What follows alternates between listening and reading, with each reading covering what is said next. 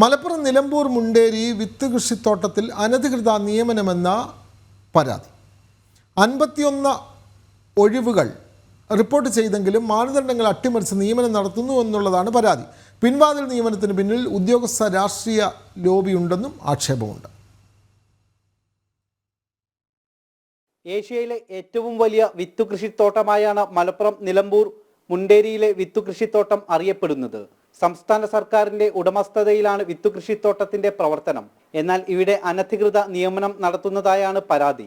മുണ്ടേരി വിത്ത് കൃഷിത്തോട്ടത്തിൽ 51ഓളം ഒഴിവുകൾ റിപ്പോർട്ട് ചെയ്തിട്ടുണ്ടെങ്കിലും പണം വാങ്ങി അനധികൃത നിയമനം നടത്തുന്നതായി ആരോപണം ഉയരുന്നു. കുറച്ച് നാളുകളായിട്ട് ഇത്തരം ഉദ്യോഗാർത്ഥികളുടെ നിയമനങ്ങൾ പലതരത്തിൽ അട്ടിമറിക്കപ്പെടുന്ന, നാട്ടിൽ ഉദ്യോഗാർത്ഥികളെ ഉദ്യോഗം ലേലം വിളിക്കുന്ന ചില രാഷ്ട്രീയ പാർട്ടികളുടെ ആളുകൾ, ഭരണകക്ഷിയിൽപ്പെട്ട രാഷ്ട്രീയ പാർട്ടികളുടെ ആളുകൾ ലേലം വിളിക്കുന്ന അവസ്ഥയാണുള്ളത്. ഇത്ര ലക്ഷം രൂപ, ഇത്ര ആളുകൾ, ഇന്ന റെക്കമെൻഡേഷൻ, ഇന്ന ആളുകൾ ലെറ്റർ, അതിനുവേണ്ടി ഇത്ര ലക്ഷം രൂപ എന്ന് പറയുന്ന ഒരു ലേലം വിളിയാണ് ഈ മുണ്ടേരി ഫാമിലേക്കുള്ള ഉദ്യോഗാർത്ഥികളെ അല്ലെങ്കിൽ തൊഴിലാളികളെ നിയമിക്കുന്ന രീതിയിലേക്ക് നടക്കുന്നത്. 51 ഒഴിവുകളുടെ ലിസ്റ്റ് തയ്യാറാക്കിയിട്ടുണ്ടെങ്കിലും ഇതിലും അപാകതയുണ്ട്. എംപ്ലോയ്മെന്റ് ഓഫീസിൽ രജിസ്റ്റർ ചെയ്ത സീനിയോറിറ്റി പോലും പരിഗണിക്കാതെ രാഷ്ട്രീയ ഇടപെടലിലൂടെയും നിയമനം നടക്കുന്നു. ഭരണകക്ഷിയിലെ പ്രാദേശിക രാഷ്ട്രീയ നേതാക്കളാണ് ഇതിനു പിന്നിൽ.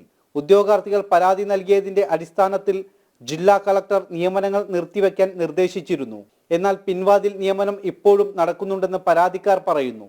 ക്യാമറാമാൻ കൃഷ്ണകുമാറിനൊപ്പം ശിവദാസ് കന്മനം, ജനം, മലപ്പുറം.